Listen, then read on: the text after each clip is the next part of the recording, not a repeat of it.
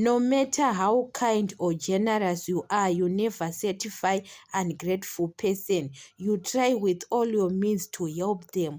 Even family members, they are ungrateful. They don't appreciate how much you try to help, to buy food for them, to send money for them, but they don't appreciate other people. They are working abroad, outside the country. Guys, people, they work very hard outside the country, and you send money to your family, but they are always complaining every time to you, and they don't appreciate those people. So you never certify ungrateful person. Sometimes even in relationship, you try with all your means to do something for your wife, for your girlfriend, but that person doesn't appreciate, or you are doing something to them. They'll think about it. You are out of their life, that but my ex was doing this 1 2 3 for me, and you never certify ungrateful person. So sometimes you have to think about